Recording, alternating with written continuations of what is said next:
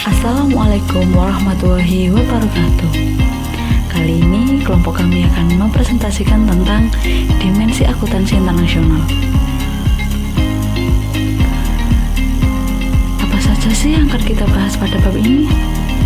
Ada 3 subbab utama yang akan kita bahas kali ini, yaitu yang pertama tentang perkembangan akuntansi internasional, di mana terdapat faktor-faktor yang mempengaruhinya.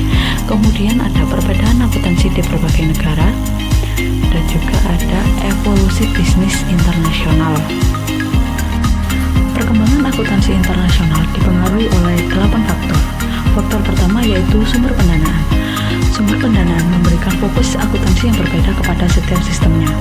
Apabila negara dengan pasar ekuitas yang kuat, maka fokus akuntansi adalah pada kinerja manajemen dalam menjalankan perusahaan.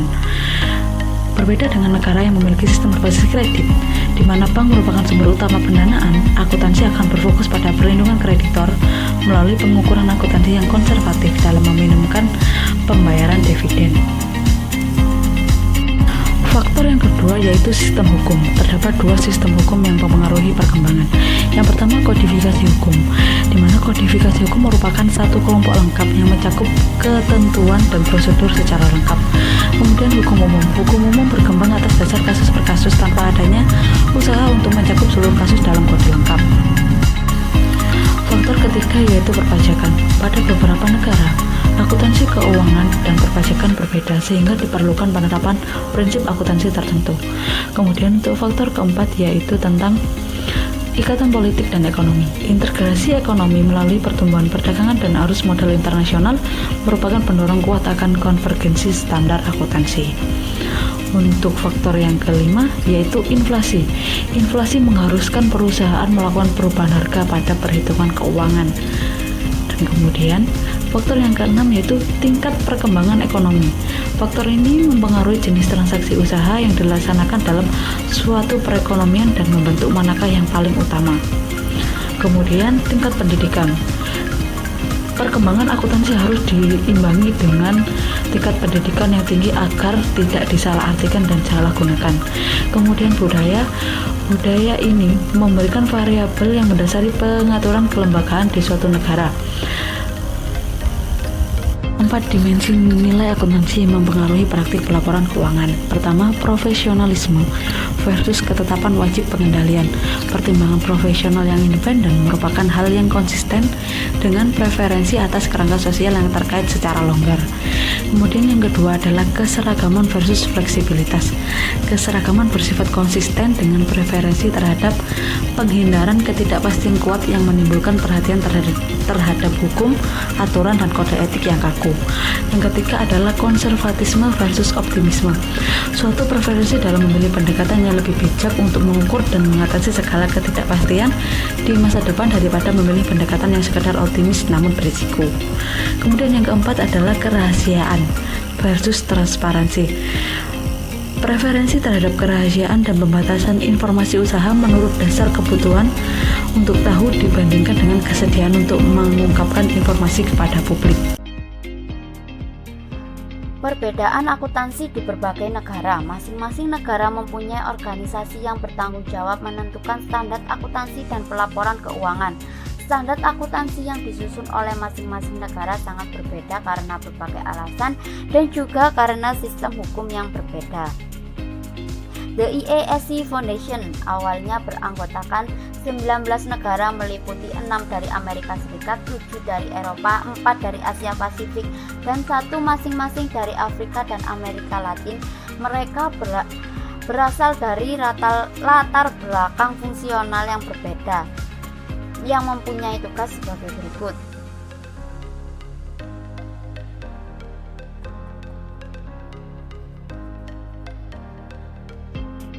Selanjutnya, The International Accounting Standard Board mempunyai 14 anggota di mana 12 anggota full-time dan 2 anggota part-time. IASB bertanggung jawab sebagai berikut ini.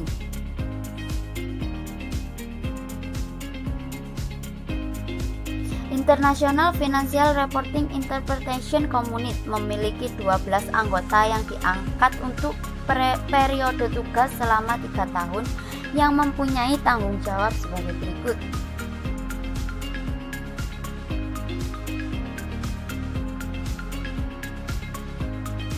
Untuk yang terakhir ada The Standard Advisory Council, memiliki 49 anggota dan menyediakan suatu forum bagi organisasi atau individu.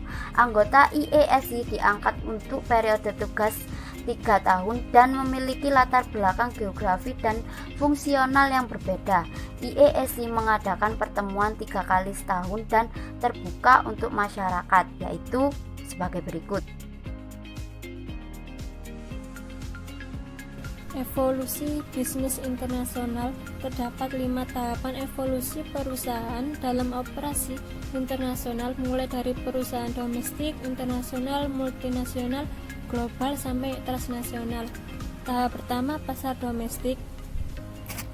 Lingkungan pasar domestik hanya terbatas pada satu negara itu sendiri.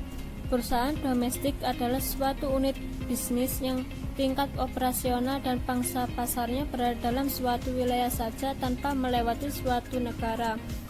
Tahap kedua, perusahaan internasional. Perusahaan mulai mengembangkan kegiatannya ke luar negeri seperti kegiatan pemasaran, pengembangan pabrik, dan kegiatan lainnya. Artinya, praktik bisnis yang dikembangkan untuk pasar dalam negeri diperluas untuk pasar di luar negeri, termasuk di dalamnya produk, iklan, promosi, dan penetapan harga.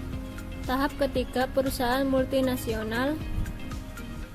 Perusahaan sudah mulai memutuskan untuk memberikan respon terhadap perbedaan pasar strategi pemasaran. Tahap ketiga adalah menyesuaikan bauran pemasaran domestik agar cocok dengan pilihan dan kebiasaan asing.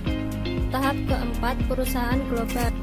Perusahaan ini akan memfokuskan pada pasar dan sumber daya global dari dalam negeri atau salah satu negeri lain untuk memasok pasar ini, atau memfokuskan pada pasar domestik dan sumber daya dari dunia untuk membentuk saluran distribusi domestik. Tahap kelima, pasar transnasional. Perusahaan transnasional merupakan perusahaan dunia yang terpadu yang menghubungkan sumber daya global dengan pasar global yang membuat laba. Karena bisnis internasional merupakan disiplin ilmu yang relatif baru dan sangat dinamis, maka banyak istilah yang berbeda didefinisikan hampir sama.